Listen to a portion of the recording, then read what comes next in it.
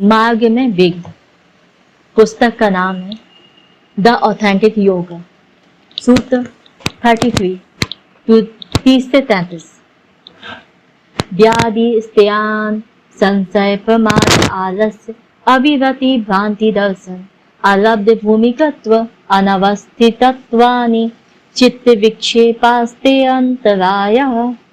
व्याधि जड़ता संशय प्रमाद आलस्य विषय तृष्णा भ्रांति पूर्ण दर्शन योग के धरातल तक भी न पहुंच पाने के कारण असफलता का भाव, कुछ समय तक योग के संपर्क में रहने पर भी योग के मार्ग पर स्थापित न हो पाना, ये योग के मार्ग पर मन के 9 विक्षेप और विचरण है, जिन्हें अंतराय या विघ्न कहते हैं। दुख दौर्मन्यस्यान्गमे जयत्व श्वास प्रश्वासा विक्षेप सह भुवा। दुख या दर्द, इच्छा पूर्ति न होने से उत्पन्न क्षोभ, शारीरिक अस्थिरता और अस्वाभाविक श्वास निश्वास, ये 4 विकृतियां। अस्वाभाविक श्वास निश्वास, ये 4 विकृतियां कौन कौन सी हैं? दुख या दर्द, इच्छा पूर्ति न होने से उत्पन्न क्षोभ, शारीरिक अस्थिरता और अस्वाभाविक श्वास निश्वास, ये 4 विकृतियां विक्षिप्त मन में रहा करती हैं। तत्प्रतिषेधार्थमेक तत्वाभ्यास, इन विघ्नों को दूर करने हेतु एक तत्व का अभ्यास करना चाहिए। मैत्री करुणा मुदित उपेक्षाराम सुख दुख पुण्य विषयाराम भावना तश्चित्त प्रसादनम।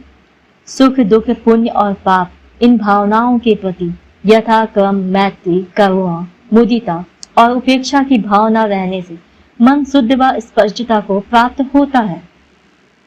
योग पथ पर अग्रसर एक जिज्ञासु के सम्मुख आने वाले इन विघ्नों पर यदि बारीकी से निगाह डालें तो ज्ञात होगा कि सूत्र 30 में वर्णित 9 प्रकार के विघ्न असल में 9 प्रकार की वृत्तियां हैं, जो एक के बाद एक तब प्रकट होती हैं जब वह चुनाव न करने के विकल्प की जरूरत महसूस करता है। चुनाव न करने का विकल्प ही स्वयं एक वृत्ति है, लेकिन यह एक इस प्रकार की वृत्ति है जो वृत्ति स्वरूप चुनाव करने की मूल भावना को भी अपने भीतर समाये रखती है।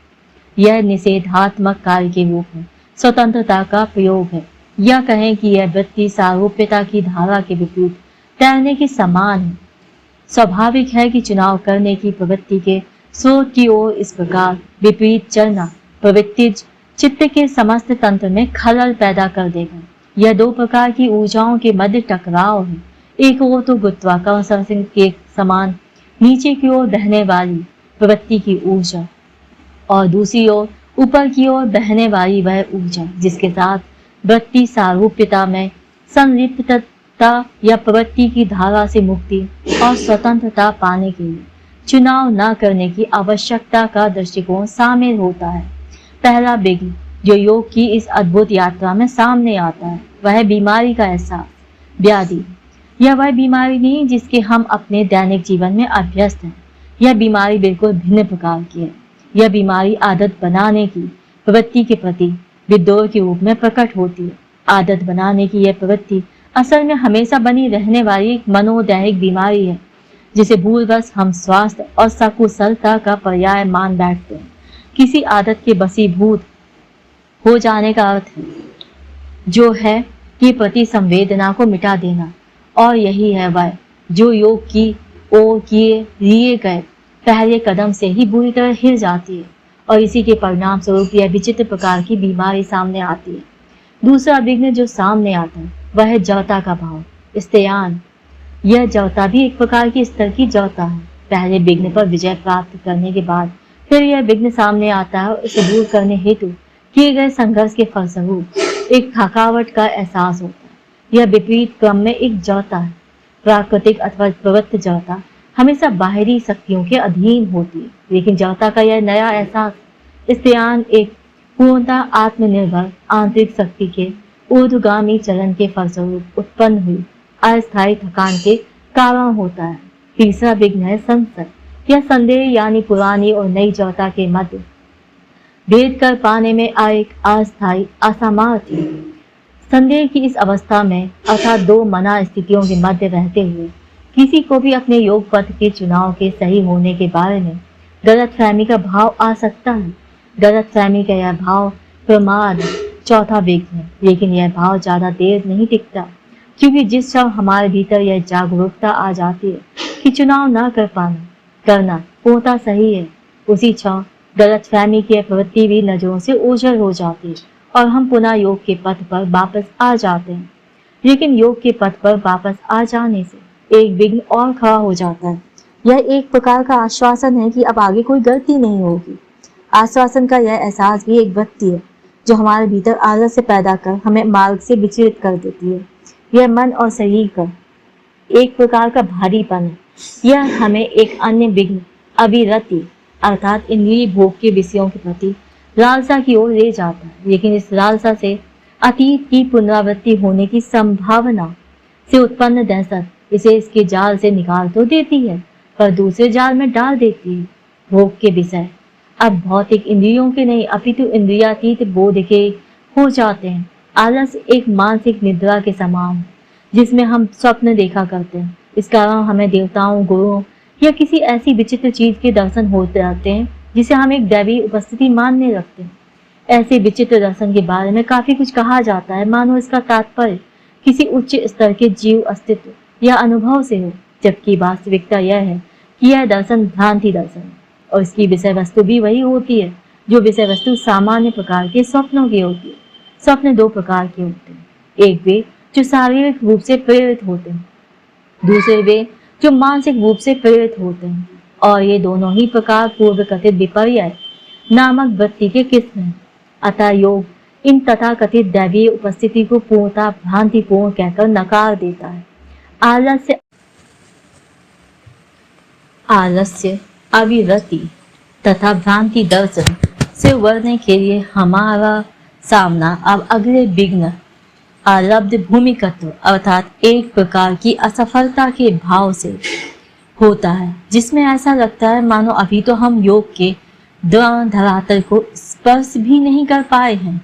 यह 8वां विघ्न योग में सक्रिय रुचि दिखाने तथा उसके लिए अभी तक प्रयासरत रहने के बावजूद असफलता का भाव आने का नतीजा है। लेकिन असफलता का यह भाव ज्यादा देर नहीं टिक सकता, क्योंकि हम समझ जाते हैं कि वृत्ति सारूप्यता प्रवृत्तिज चेतना और से उत्पन्न अपरिहार्य कष्ट की पुरानी भयावहता में अब नहीं लौटना है। इसकी स्पष्ट समझ असफलता के भाव को स्वतः ही मिटा देती है और हम जो हैं उसके साथ शांतिपूर्वक बने रहते हैं। अकस्मात ही यह हमें योग के धरातल का स्पर्श करा देता है और फिर स्वाभाविक है कि हमारी खुशी का ठिकाना नहीं रहता। लेकिन उपलब्धि का यह एक असंतुलित भाव है, जो एक वृत्ति है जो हमारे योग के धरातल के स्पर्श को नकार देती है। भले ही हम ऐसा कर चुके थे, यह हमें अंतिम विघ्न अनवस्थितत्व पर ला खड़ा करती है। अनवस्थितत्व का अर्थ है अस्तित्व के धरातल अर्थात योग को कुछ समय के लिए सचमुच स्पर्श कर लेने के बावजूद उस पर स्थापित ना हो पाना। यहाँ भी हमें धैर्यहीन होने की त्रुटि दिखाई देती है, जो काल चक्र की सबसे शक्तिशाली मोहक चाल है। काल चक्र अर्थात भूत, वर्तमान, भविष्य की अनवरत श्रृंखला के साथ सारूप्यता योग भूमिका में स्थापित होने के मार्ग में अंतिम व सबसे शक्तिशाली विघ्न है। यहाँ पर हमें देखना होगा कि यह कालचक्र ही है जो अन्य सभी प्रकार की प्रवृत्तियों के मूल में होता है। यह कालचक्र ही है जो आशा निराशा की कभी न खत्म होने वाली श्रृंखला की तह में समाया होता है। यदि हम मन की इस तरकीब के साथ सारूप्य होने से बचना सबसे कठिन है। यदि हम अधीरता पर आधार पर पर्याप्त ध्यान दें, यदि हम अधीरता पर पर्याप्त ध्यान दें जिसके बस में हम बार बार होते रहते हैं, तो इस विघ्न से छुटकारा पाया जा सकता है। अधीरता क्या है? क्या यह लक्ष्य को तुरंत प्राप्त करने, लक्ष्य को तुरंत सिद्ध करने और लक्ष्य में हमारे तुरंत सफल होने की इच्छा नहीं है? लेकिन क्या किसी अहम केंद्रित प्रयास से योग के लक्ष्य की उपलब्धि संभव है? क्या हमने यह नहीं देखा कि चुनाव न करने का विकल्प ही योग की दिशा में पहला कदम है?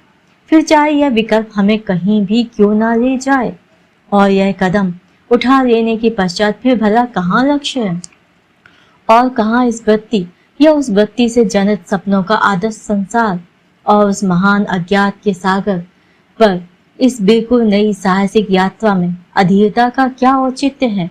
इस प्रकार के प्रश्न और इस प्रकार का ध्यान अधीरता की वृत्ति के माध्यम से कार्यरत कालचक्र की मोहक शक्ति को भंग कर देते हैं।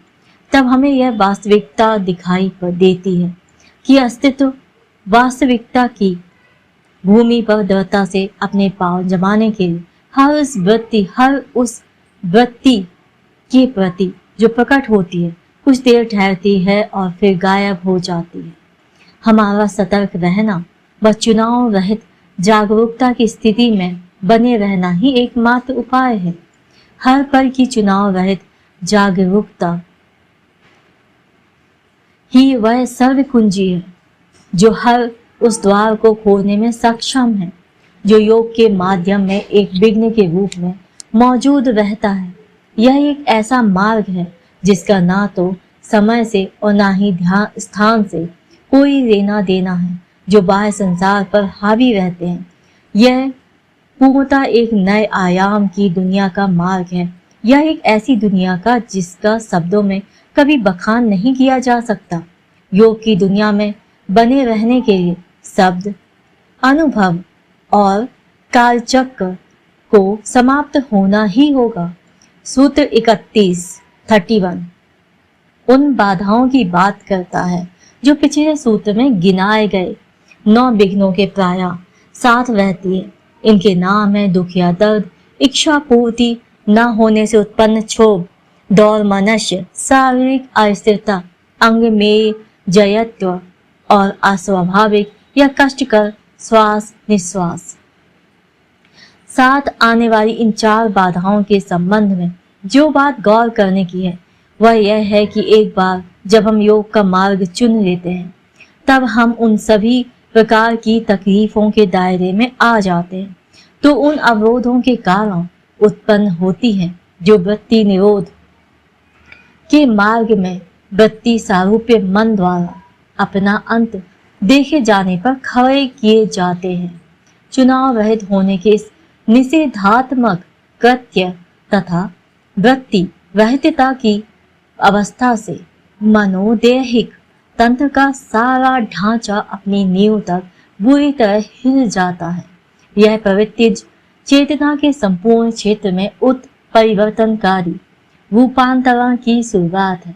परिणाम स्वरूप जिसने योग के विकल्प को चुना है उसे प्रवृत्ति चेतना के दफन होने से पहले उसके विरोध से उत्पन्न सभी प्रकार के कष्टों व परेशानियों के लिए तैयार रहना चाहिए।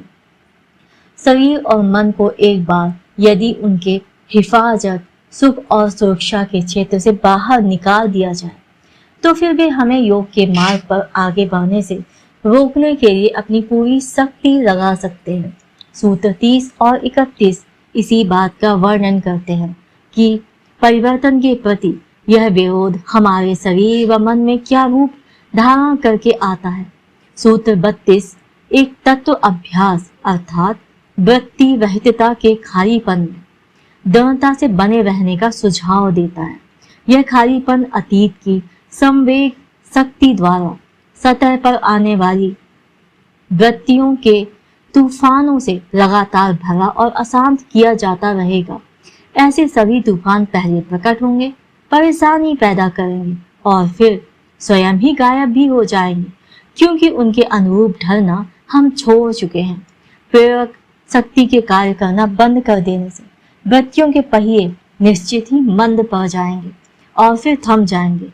इसमें स्पष्ट बोध के साथ बनी रहने वाली स्वाभाविक शांति की जबरदस्त शक्ति की जरूरत पड़ती है। बोध के धुंधला हो जाने से ही सारी कठिनाइयां पैदा होती हैं। इसीलिए इन कठिनाइयों को दूर करने के लिए एक तत्व अभ्यास का सुझाव दिया गया है। सूत्र 32 में अभ्यास के एक गुण के रूप में दर्शाया गया यह एक तत्व अभ्यास अभ्यास से अलग अन्य कोई आदर्श या वृत्ति सारूप्य सिद्धांत नहीं है, जैसा कि सूत्र 13 में परिभाषित किया गया है। स्थिति या वृत्तियों से रहित खालीपन की अवस्था जो अभ्यास ही है, मैं उस उत्साहपूर्ण रुचि ही स्वयं योग के सभी संभावित विघ्नों को दूर करने और उन पर विजय हासिल करने का सामर्थ्य रखती है। यहाँ समास एक तत्व अभ्यास का अर्थ है एक ऐसा अभ्यास जिसे जीवन के एकमात्र एक छत्र सर्व समावेशी सिद्धांत के रूप में लिया जाता है। तत्व का अर्थ है उसके होने का भाव। हर चीज में उसके होने का भाव ही संपूर्ण संसार में व्याप्त है, जिसमें हमारा मनोदैहिक तंत्र भी शामिल है। यह ना तो मेरा है ना तेरा। कोई भी इसे मात्र अपनी संपत्ति विशेष होने का दावा नहीं कर सकता। अतः एक ओर तो वृत्तियों से रहित खालीपन की अवस्था अभ्यास और दूसरी ओर हर चीज में उसके होने का भाव होने पर ही योग की अवस्था प्राप्त होती है। यह संपूर्ण अस्तित्व के साथ तादात्म्य की एक अवस्था है। एक तत्व अभ्यास से यही तात्पर्य है। पिछले सूत्र के अनुसार अभ्यास में औसत दृढ़ता लाने से समस्त विघ्नों के दूर हो जाने के पश्चात सूत्र 33 का आगमन होता है। मन में उठने वाले सभी तूफानों के समाप्त हो जाने के पश्चात अब मन की झील का पानी स्वच्छ और शांत हो जाता है। मन की शांत झील में हलचल पैदा करने वाला वह कुछ नहीं बचता, और जिस प्रकार एक झील का शांत जल ऊपर के आकाश को स्पष्ट रूप से प्रतिबिंबित करता है, उसी प्रकार मन की स्थिर शांत झील भी वास्तविकता अर्थात जीवन को अब स्पष्ट रूप से प्रतिबिंबित करने लगती है। इस वास्तविकता से फिर चार अनुभूतियां जन्म लेती हैं, जो मन की झील को हमेशा स्वच्छ एवं शुद्ध बनाए रखने की भूमिका निभाती हैं। कालचक्र इस झील की स्थिरता को स्पर्श भी नहीं कर सकता, क्योंकि ये अनुभूतियां भी स्वयं स्थिरता की ही रचना है। अब जो व्यवधान उत्पन्न होगा वह दो परस्पर भिन्न द्विभाजनों से आएगा, जिनमें एक है सुख और दुख के बीच और दूसरा है पाप और पुण्य के बीच। मनुष्य के अनुभव के दो मूल स्वरूप हैं, सुख और दुख। इनका सही गलत सच झूठ या अच्छे बुरे से कोई लेना देना नहीं। ये अनुभव के अंतर्निहित गुणधर्म है। जब मनुष्य के मस्तिष्क की कोशिकाओं या चित्त पर सुख दुख के इन अनुभवों की श्रृंखला की छाप बार बार पड़ने लगती है और उनमें उत्पन्न कष्टों का जब वह सामना करता है, तब उन कष्टों को दूर करने का भी वह कुछ नैतिक मानदंड खोजने लगता है। मनुष्य जीवन के पटल पर अब पाप और पुण्य का आगमन हो जाता है, लेकिन पाप से बचकर रहना और पुण्य से जुड़े रहना उस कष्ट को दूर नहीं कर पाता, जो सुख और दुख के अलग अलग होने की भावना से उत्पन्न होता है। एक द्विभाजन को दूसरे द्विभाजन से दूर नहीं किया जा सकता। स्वतंत्रता और सृजनात्मकता में जीवन के आगे बढ़ने के लिए इस भिन्नता का विरोध होना ही चाहिए। मन की शुद्धता और स्पष्टता के सामने इन दो मूलभूत भिन्नताओं के रूप में आने वाले सभी खतरों को सुलझाने हेतु सूत्र 33 बिल्कुल सही तरीका बताता है। जब मन शांत और निर्मल होता है, तब वह एक ऐसी मैत्री भावना उत्पन्न करता है जिसकी कोई सीमा नहीं होती। वह पूरे मनुष्य जगत तथा मनुष्य के अतिरिक्त शेष जगत को अपने आगोश में ले लेता है। कोई क्लेश, संघर्ष या द्वंद्व इसे नहीं छू सकता। अपने अस्तित्व की वास्तविकता में यह प्रभुत्व संपन्न होता है। मैत्री की यही भावना मन को इतना संवेदनशील बना देती है कि जब भी वह किसी जीव का दुख दर्द देखता है, तब करुणा भाव से भर जाता है। पावन मौन की अपनी भाषा में मैत्री की यह भावना संपूर्ण मानवता को यह संदेश देती है कि जीवन से दुख दूर करने का एकमात्र उपाय यही है कि सभी जीवों के प्रति मैत्रीपूर्ण वह करुणाशील रहा जाए। और वास्तविकता का यही बोध मन को इतना आमोदित कर देता है कि वह फिर योग अनुशासन से विरत कार्य करने की कोई बात स्वप्न में भी नहीं सोच सकता। भावनाओं की इस त्रयी पर ध्यान करना मन को शुद्ध और निर्मल बनाए रखता है, जिससे सत्य या वास्तविकता का बोध कभी धुंधला नहीं हो पाता। जिसका मन इतनी शुद्धता और निर्मलता प्राप्त कर चुका हो, वह हर पल उपेक्षा की अवस्था में रहता है।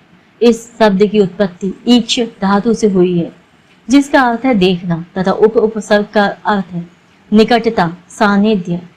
अतः उपेक्षा का अर्थ है बिना किसी अपेक्षा के शुद्ध दसी मात्रता की अवस्था के निकट बने रहना। ध्यान की इस अवस्था में हमारे सत्व की संपूर्ण शक्ति वृत्तियों से रहित होकर दर्शन में सिमट जाती है। आगे के कुछ सूत्रों में ईश्वर प्राणिधान के अतिरिक्त चित्तवृत्ति निरोध के कुछ अन्य उपायों का भी वर्णन है। इनकी चर्चा हम अगले अध्याय में करेंगे। Thank you very much.